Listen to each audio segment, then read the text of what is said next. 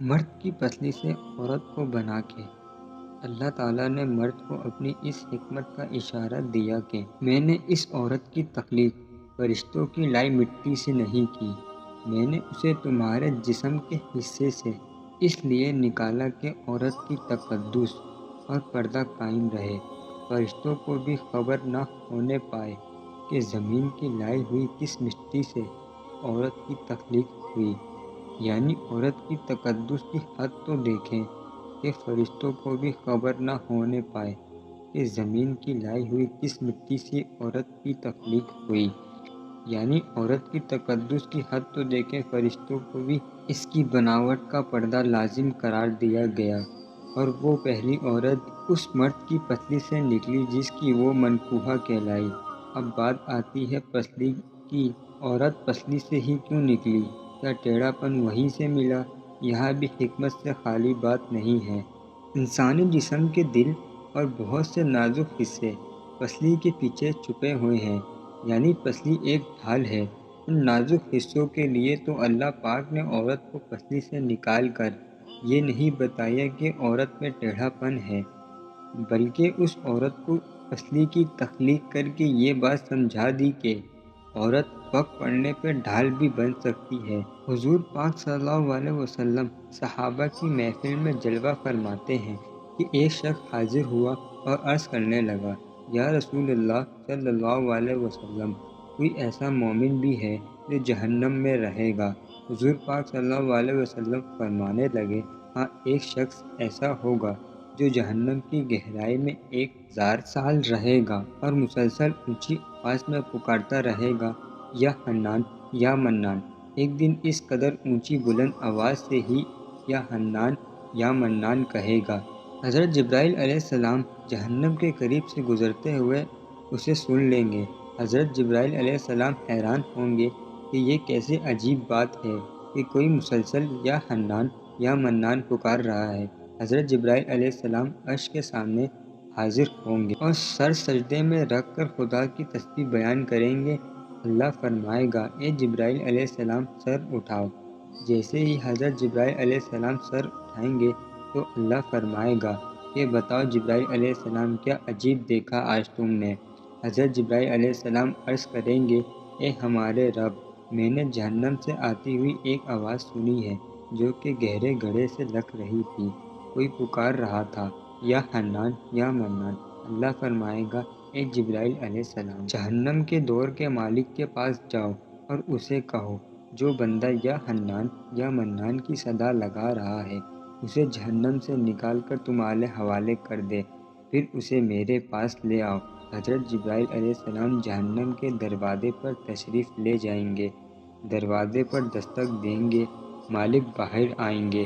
حضرت جبرائیل علیہ السلام انہیں اللہ پاک کا حکم سنائیں گے۔ حکم سن کر مالک جہنم کے اندر جائیں گے۔ حضرت محمد صلی اللہ علیہ وسلم نے فرمایا، جیسے ماں اپنے بچے کو پہچانتی ہے، مالک ایسے جہنم کو پہچانتے ہیں۔ اس کے باوجود اب یا حنان یا منان کہنے والے شخص کو تلاش نہیں کر پائیں گے، باہر تشریف لائیں گے۔ حضرت جبرائیل علیہ السلام سے عرض کریں گے، اے جبرائیل، جہنم نے گہرا سانس لیا ہے، اس لیے کون سی چیز پتھر ہے، کون سی چیز لوہا ہے اور کون انسان ہے، اس کی پہچان نہیں ہو رہی۔ حضرت جبرائیل علیہ السلام پھر اللہ کی بارگاہ میں سجدہ کریں گے۔ اللہ پاک ارشاد فرمائے گا، اے جبرائیل علیہ السلام، سر اٹھاؤ، تم یہاں یا حنان یا منان کہنے والے کو کیوں نہیں لائے؟ جبرائیل علیہ السلام عرض کریں گے، جہنم کے دور کے مالک نے بھی معذرت کر لی ہے، کہتے ہیں جہنم نے گہری سانس لی ہے، اس وجہ سے پتھر، لوہے اور انسان کے درمیان کوئی فرق نہیں بچا ہے، تو یہ سب جل کر کوئلہ بن چکے ہیں، کسی چیز کی پہچان نہیں ہو پا رہی ہے۔ اللہ فرمائے گا، جبرائیل، مالک سے کہو میرا بندہ جہنم کے فلاں گڑھے میں، فلاں کونے میں اس حالت میں پڑا ہوا ہے۔ حضرت جبرائیل علیہ السلام جہنم کے دروازے پر جائیں گے اور حضرت مالک کو یا حنان یا منان پکارنے والے کا پتہ بتائیں گے۔ حضرت مالک جہنم کے اندر جائیں گے اور دیکھیں گے کہ ایک شخص ہے، اس کے پاؤں اس کے پیشانی کے ساتھ ہیں اور اس کے ہاتھ گردن کے ساتھ بندھے ہوئے ہیں، اور جہنم کے سانپ بچھو اس کے ساتھ لپٹے ہوئے ہیں۔ مالک اس کی زنجیر توڑ دیں گے اور جہنم سے نکال کر حضرت جبرائیل علیہ السلام کے حوالے کر دیں گے۔ حضرت جبرائیل علیہ السلام اسے عرش الہی کے سامنے لے کر حاضر ہوں گے، سر سجدے میں رکھیں گے۔ اللہ پاک فرمائے گا جبرائیل علیہ السلام سر اٹھاؤ۔ جبرائیل علیہ السلام سر اٹھائیں گے۔ اللہ پاک اس بندے سے فرمائے گا، اے بندے، کیا میں نے تیری بہترین تخلیق نہیں کی؟ کیا میں نے تیری طرف رسول نہیں بھیجے تھے؟ کیا میرے رسولوں نے تمہیں میری کتاب نہیں سنائی تھی؟ یا میرے رسولوں نے تمہیں نیکی کا حکم نہیں دیا تھا؟ کیا تجھے برائی سے منع نہیں کیا تھا؟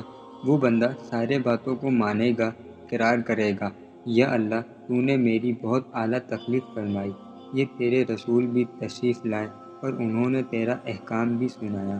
اللہ پاک فرمائے گا، بھلا گناہ کیوں کیا؟ وہ عرض کرے گا، یا اللہ میں نے اپنی جان پر ظلم کیا، جس کی سزا میں جہنم میں مجھے ڈال دیا گیا۔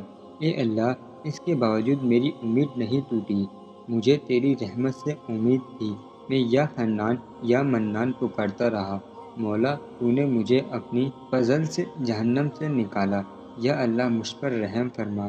اللہ پاک فرمائے گا، اے فرشتوں گواہ ہو جاؤ، میں نے اس پر رحم کیا اور اسے معاف کر دیا۔ ناظرین، آئے اپنا اپنا محاسبہ کرتے ہیں۔ یا ہم میں سے کوئی ایسا ہے جو کہہ سکے میں اپنے ایمان کا حساب کر سکتا ہوں؟ اپنی اپنی گریبانوں میں نظر ڈالیں، کوئی ایسی خوبی جس پر ہمیں یقین ہو کہ ہم دوزخ میں نہیں ڈالے جائیں گے۔ ہزاروں سالوں کی عبادتیں بھی رد ہوتی دیکھی گئی ہیں، تو بس اللہ سے دعا کرتے ہیں کہ اے اللہ، ہم جانتے ہیں کہ اگر ہمارے ایمان کا سخت حساب لیا گیا تو یقیناً ہم نہیں بچ پائیں گے، ہم بے حد گناہ گار ہیں، لیکن اے اللہ ہم تیری رحمت کا سوال کرتے ہیں، ہم سے حساب اپنے عدل و انصاف پر نہ لینا، بلکہ اپنی رحمت اور عطا کا سایہ رکھنا۔ اے اللہ پاک ہماری دعاؤں کو قبول فرما۔ قیامت کے دن جب لوگوں کی ایمان کا حساب و کتاب ہو رہا ہوگا، پر کچھ لوگ ایسے ہوں گے جن کو اللہ تعالیٰ بغیر حساب کے جہنم میں بھیج دے گا۔ صحابہ کرام رضوان اللہ علیہ اجمعین نے عرض کیا، یا رسول اللہ صلی اللہ علیہ وسلم، وہ کون سے لوگ ہوں گے؟ نبی کریم صلی اللہ علیہ وسلم نے فرمایا، ظالم حکمران، وہ تاجر جو جھوٹ بولتا ہو، وہ بوڑھا شخص جو زنا کرتا ہو۔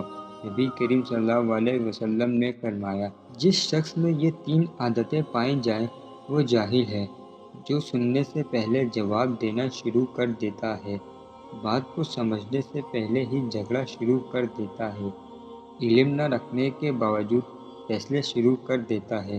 اللہ پاک ہم سب کو نیک عمل کرنے کی توفیق عطا فرمائے، آمین۔ اگر آپ کو اس ویڈیو سے کچھ نیا جاننے کو ملا تو اسے اپنے دوستوں کے ساتھ بھی ضرور شیئر کریں۔ مجھے امید ہے آج کی ویڈیو سے آپ کو بہت کچھ جاننے کو ملا ہوگا اور یہ ویڈیو آپ کو پسند آیا ہوگا۔ اگر یہ ویڈیو آپ کو اچھا لگے تو اسے لائک کیجیے، اور اب میں ملوں گا آپ سے کسی اور نئے انٹرسٹڈ ویڈیو میں۔ تب تک کے لیے اپنا بہت سارا خیال رکھیں۔ Thanks for watching. اللہ حافظ۔